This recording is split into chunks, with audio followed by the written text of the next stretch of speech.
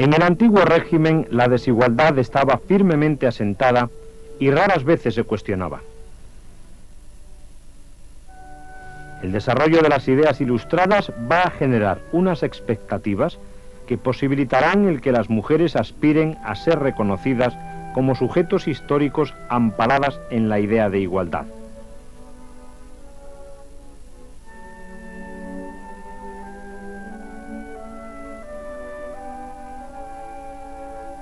La Revolución Francesa será un momento y un escenario privilegiado en el que las mujeres intentarán convertir estas reivindicaciones teóricas en derechos políticos.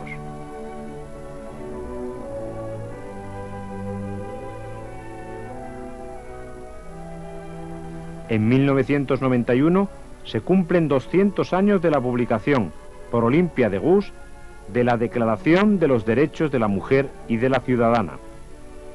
Este trabajo es un homenaje a las mujeres que junto con ella fueron protagonistas de los acontecimientos revolucionarios y creyeron firmemente en los principios que la Revolución Francesa propugnaba.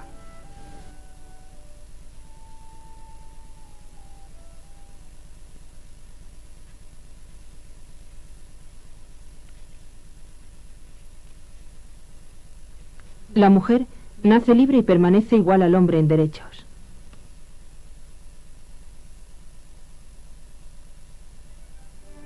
El siglo XVIII se presenta bajo un aspecto contradictorio.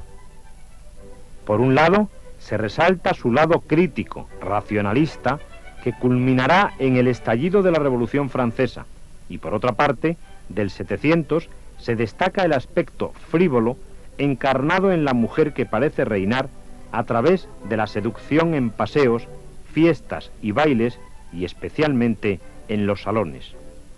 Talleyrand escribía: «Quien no haya conocido los últimos años del antiguo régimen ignorará siempre la dulzura de vivir. Caminábamos sobre un tapiz de rosas que nos ocultaba el abismo».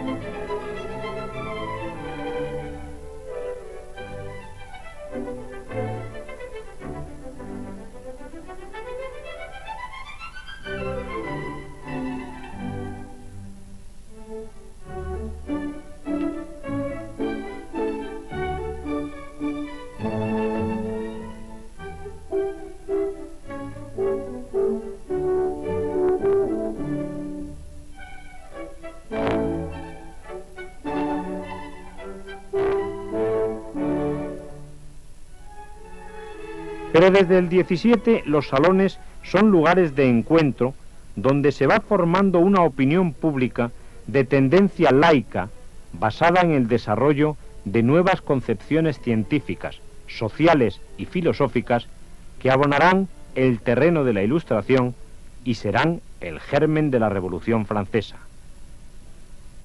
Así lo atestiguan los salones de la marquesa de Châtelet, introductora de Newton en el continente, destacada científica; Sophie de Condorcet, intelectual, pintora, feminista y republicana revolucionaria; Madame Roland, girondina, escritora; o Madame de Staël, una de las personalidades política e intelectualmente más complejas del siglo.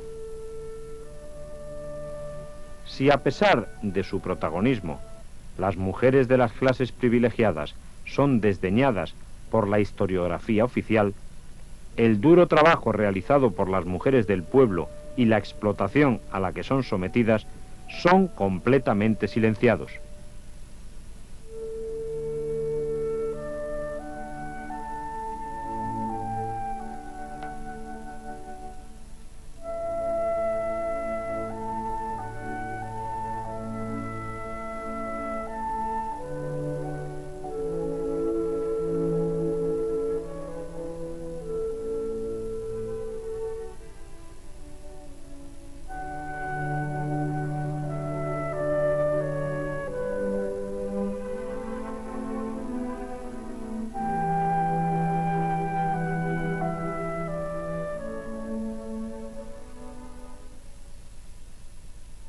La miseria y el hambre provocadas por cosechas desastrosas durante varios años consecutivos, el alza de los precios, el precedente de la Revolución Americana, unidos al progreso científico-técnico y al desarrollo de las ideas ilustradas difundidas especialmente a través de la enciclopedia, fueron las motivaciones fundamentales de un descontento generalizado que cristalizaría en la publicación de los cuadernos de quejas y la convocatoria de Estados Generales el 5 de mayo de 1789.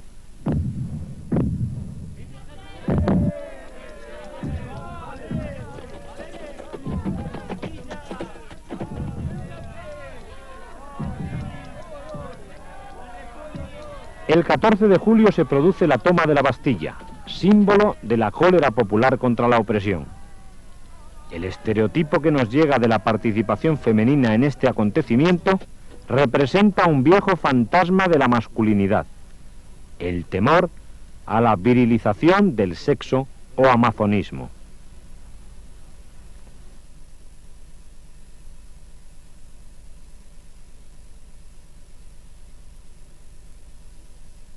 ¿Habéis visto a Tehuán, la que ama la masacre, convocando al ataque a su pueblo descalzo?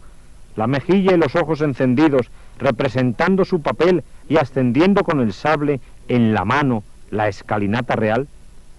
Con estos versos inmortaliza Baudelaire a una mujer, Tehuán de Megicourt, que fue absolutamente incomprendida por sus contemporáneos. Simboliza el miedo a un mundo al revés, tema recurrente que estalla cada vez que las mujeres reclaman una participación mayor en los asuntos públicos.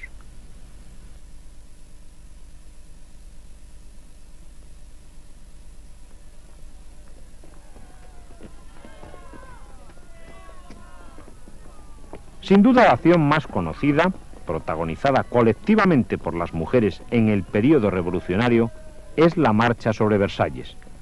El 5 de octubre de 1789, las mujeres de París parten desde el ayuntamiento a Versalles en busca del panadero, la panadera y el pequeño aprendiz, apodos con los que se referían al rey, la reina y al delfín. En este conflicto, los historiadores han considerado a las mujeres como protagonistas de los motines de subsistencias ligados a la carestía de los productos agrícolas y a los precios del pan, pero en ningún momento como revolucionarias, negándoles toda dimensión política y reduciendo su lucha al ámbito doméstico y privado. Sin embargo, en estas jornadas se consiguieron resultados económicos y políticos: que el gobierno prohibiera exportar grano, la fijación del precio del trigo y de la carne y el traslado de la familia real a París para mantenerla bajo un control más estricto.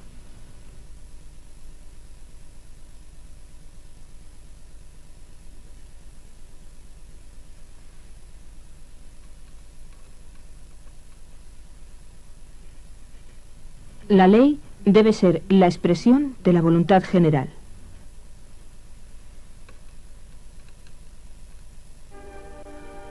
El 14 de septiembre de 1791, debido a las presiones populares, el rey acepta la Constitución.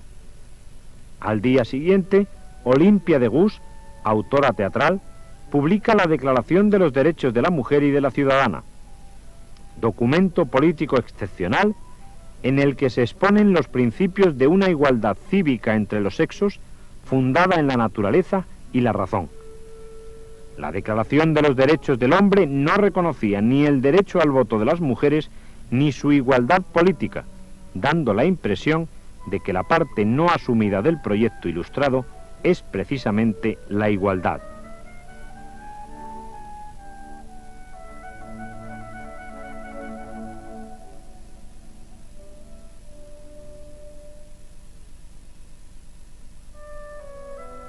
Olimpia lo tuvo todo en contra.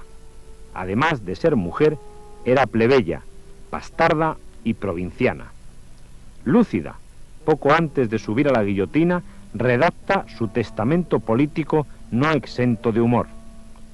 Yo lego mi corazón a la patria, Mi honradez a los hombres, tienen necesidad de ella. Mi alma a las mujeres, no les hago un regalo indiferente. Mi genio creador a los autores dramáticos, mi desinterés a los ambiciosos, mi filosofía a los perseguidos, mi inteligencia a los fanáticos, mi religión a los ateos, y todo el resto de la honesta fortuna que me queda a mi heredero natural, mi hijo, en el caso de que me sobreviva.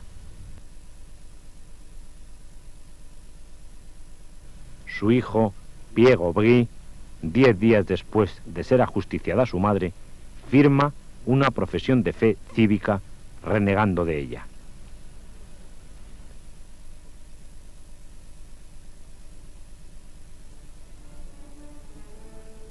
La Declaración de los Derechos de la Mujer está dedicada a la reina.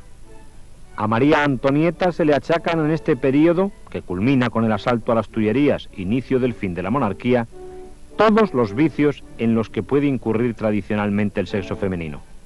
Ser mala esposa, mala madre y, por añadidura, mala reina. Simboliza la lujuria frente a una sociedad nueva que aspira a la virtud, lo extranjero frente a la nueva idea de nación y el pasado encerrado en sus privilegios frente a un futuro de reformas sociales iniciado por los cuadernos de quejas. Se denunciará su atolondramiento, su afición desmedida al lujo y al juego, su frivolidad y coquetería en panfletos, libelos, sátiras y canciones. Unos versos de la época reflejan el espíritu imperante. Antonieta, tan lúbrica como Mesalina, como recompensa de sus excesos, ganó la guillotina. Siempre más cerca de su sexo que de su rango de reina. Las críticas que se le hacen no son de carácter político, sino de índole sexual.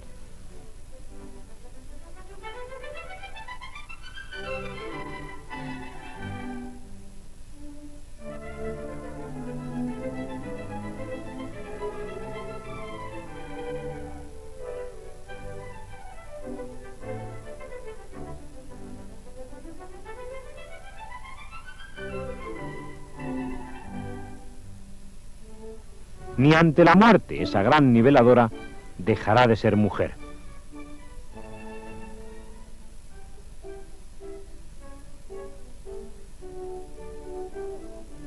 La diferencia de trato al rey y a la reina queda patente en el traslado al cadalso. Mientras a él lo llevan en coche cerrado, con las manos libres y el cabello intacto, ella irá al suplicio como todo el mundo, en un carro, con las manos atadas a la espalda y el pelo cortado como lo refleja el apunte de David.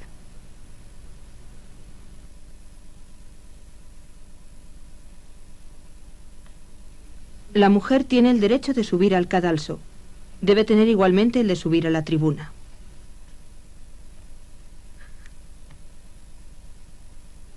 En el año 1793 los acontecimientos se precipitan. Los días de las acciones individuales tocan a su fin, viéndose la necesidad urgente de agruparse en sociedades mixtas primero, y al no ser atendidas las reivindicaciones femeninas, se crean los clubs de mujeres que proliferan por todo el Estado.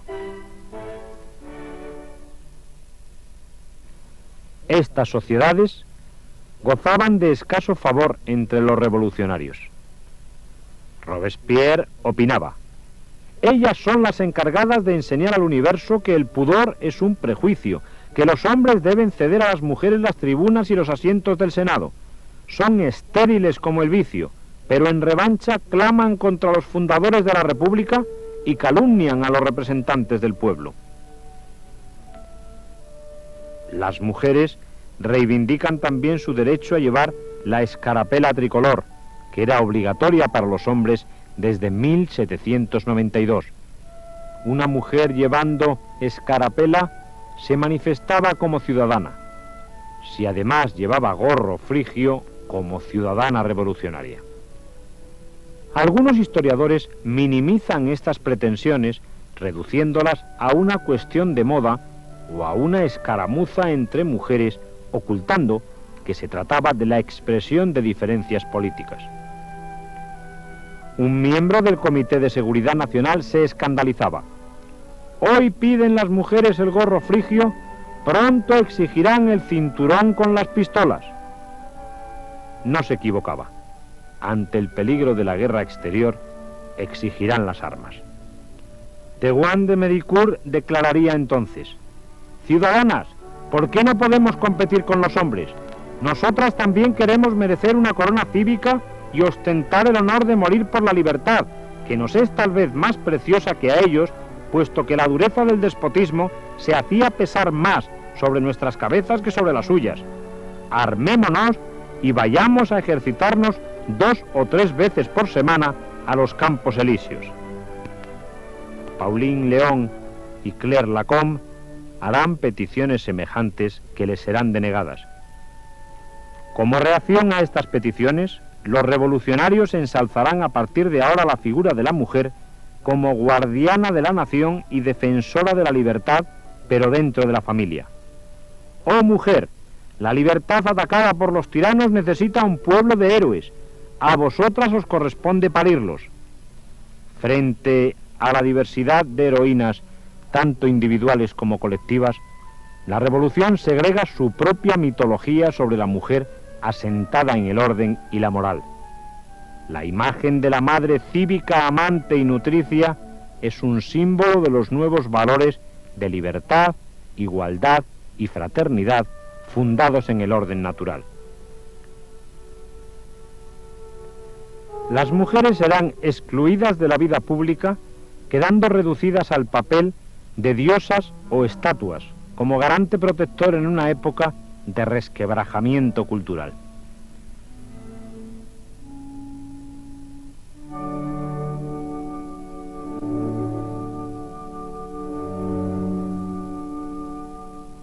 El rechazo que suscitaba la presencia de las mujeres en el ámbito público queda de manifiesto en el estereotipo femenino más persistente en la época del terror, el de las tricoteos o calceteras, llamadas también furias de la guillotina, y a las que se representa como arpías sedientas de sangre.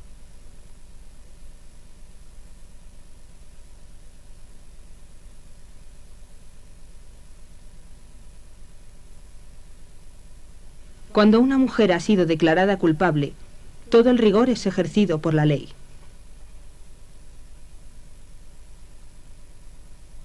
Las contradicciones entre la imagen ideal propugnada y la práctica social estallan a raíz del asesinato de Marat por Charlotte Corday. Si a Madame Roland, Olimpia de Gouges o a María Antonieta se las considera monstruos de inmoralidad o lascivia, a la asesina de Marat se le reprocha lo contrario. Cuando se le practicó la autopsia se dijo: el monstruo era virgen, virtuoso con la virtud de las mujeres, es decir, casta. El hecho fue utilizado como prueba de su falta de feminidad. Fabre d'Eglantin escribe: esta mujer de quien se dice que era muy bonita, ciertamente no era tal. Era un marimacho, más musculosa que saludable, desprovista de gracia y sucia como casi todas las mujeres filósofas e intelectuales. Una vez más se niega toda dimensión política al acto de Charlotte Corday. No se habla de la oposición existente entre la Comuna de París y las secciones de la Asamblea, ni del conflicto que oponía la capital a las provincias, ni de la guerra a muerte entre girondinos y montañeses, en cuyo centro se encontraba Marat y como ángel vengador Charlotte. En cuanto a la iconografía, es significativo que el Marat de David, mártir de la revolución, ejemplo de la lucha en el orden democrático, haya prescindido de la figura de su asesina. El arte revolucionario, antes que reflejar a sus contemporáneas, prefiere escudarse en las figuras del pasado. Uno de los ejemplos más claros es el de la heroína que asesina al tirano, cuyo correlato pictórico será la representación clásica de Judith y Holofernes.